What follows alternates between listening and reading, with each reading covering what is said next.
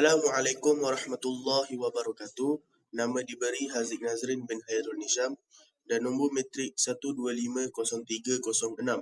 Pada hari ini saya akan membentangkan pembentangan yang bertajuk kelompok penonton. Sebelum itu, mari kita mengenali dahulu apa itu kelompok penonton. Kelompok penonton merujuk kepada pendekatan komunikasi atau pengucapan awam yang meletakkan keperluan, minat, nilai dan juga latar belakang penonton sebagai fokus utama ketika menyediakan dan menyampaikan ucapan atau pidato.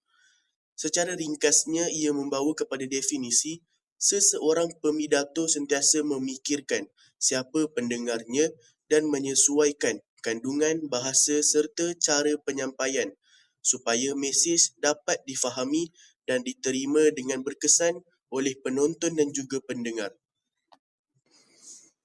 Berikut merupakan beberapa soalan yang penting dalam pendekatan kelompok penonton.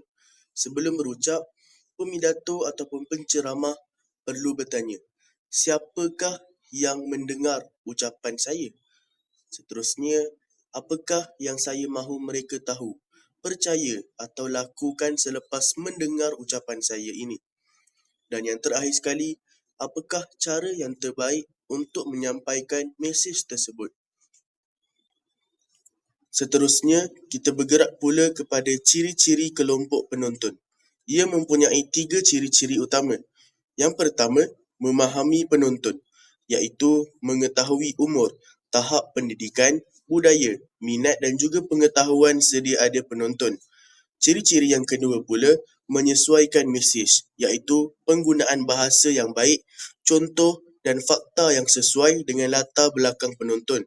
Dan yang terakhir sekali adalah mengekalkan etika, iaitu tidak perlu mengorbankan prinsip atau penggunaan taktik yang tidak beretika untuk mendapatkan sokongan penonton. Pemidato masih lagi boleh berpegang pada pendirian sendiri sambil menyesuaikan penyampaian dengan keadaan penonton. Akhir sekali, kita bergerak kepada kepentingan kelompok penonton. Yang pertama, dapat membantu mesej yang disampaikan lebih difahami dan lebih jelas. Yang kedua, meningkatkan minat dan perhatian penonton terhadap ucapan dan pidato yang disampaikan. Yang ketiga, menggalakkan penerimaan terhadap idea dan juga fakta yang disampaikan. Dan akhir sekali yang keempat, menjadikan komunikasi yang lebih berkesan dan bermakna antara pemidato dan juga penonton. Sekian daripada saya. Terima kasih. Baiklah, pada bahagian ini saya akan menjelaskan tentang psikologi penonton. Pengenalan. Dalam pidato untuk menguasai minda dan emosi penonton, kita perlu faham bagaimana mereka berfikir dan bertindak balas. Ada 5 cara utama untuk membuatkan pidato ini lebih berkesan. Yang pertama ialah detik awal. Penonton biasanya menilai kita dalam saat yang pertama. Jadi, permulaan pidato sangatlah penting. Sebab itu, kita perlu mulakan dengan menarik perhatian penonton seperti cerita, soalan atau fakta yang menarik. Yang kedua ialah aliran emosi. Manusia ini lebih mudah terkesan dengan emosi berbanding logik sahaja. Jadi, gunakan nada, suara dan penceritaan yang boleh menyentuh hati penonton. Yang ketiga ialah had minda. Jika isi terlalu sukar, penonton mudah bosan dan hilang fokus. Sebab itu, gunakan cara yang mudah seperti isi, huraian dan contoh supaya mereka lebih faham. Yang keempat pula ialah aura dewan. Tindak balas penonton boleh mempengaruhi orang lain. Jadi, cari segelintir penonton yang menunjukkan tindak balas positif dan kekalkan hubungan mata dengan mereka. Akhir sekali ialah impak akhir. Penonton biasanya paling ingat apa yang kita cakap di penghujung pidato. Jadi, akhiri dengan kata-kata yang kuat atau seruan bertindak supaya mesej itu lebih sampai kepada mereka.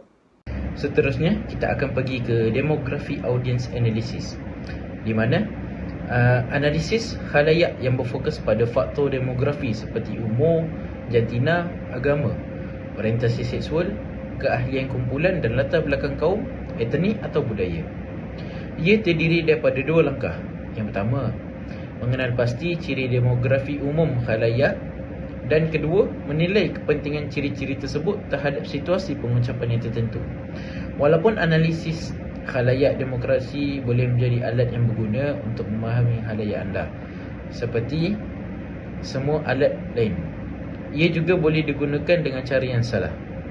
Apabila menganalisis maklumat demografi tentang khalayak anda, adalah sangat penting untuk anda mengelakkan sikap stereotip.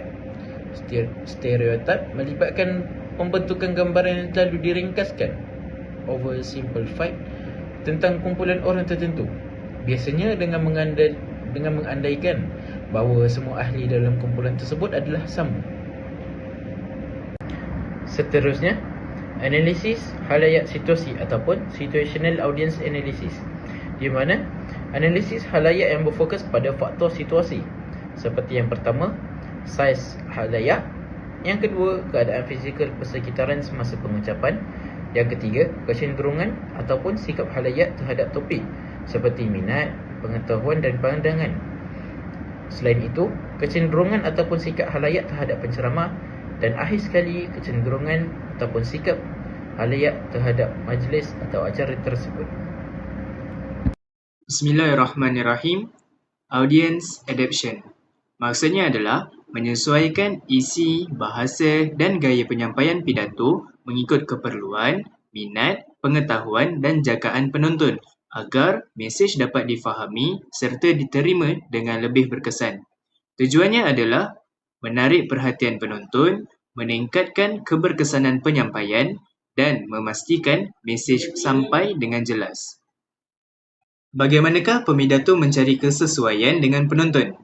Pemidato perlu mencari titik persamaan antara apa yang dianggap penting oleh pemidato dan apa yang menarik minat penonton. Titik pertemuan antara kedua-duanya adalah maklumat yang relevan. Sebagai contoh, diberikan tajuk berkenaan bahaya media sosial. Bagi kalangan pelajar, tajuk ini berfokuskan kepada gangguan pembelajaran.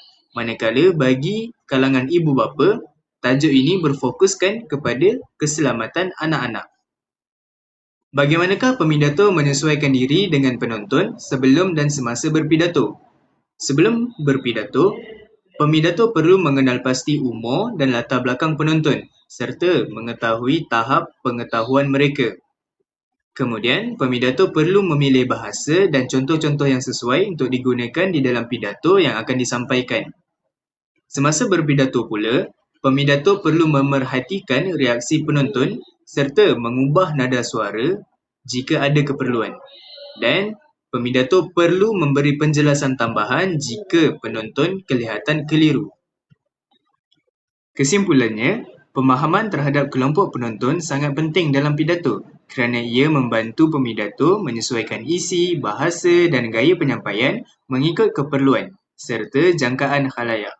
Dengan mengenali penonton, mesej dapat disampaikan dengan lebih jelas, berkesan dan mudah diterima.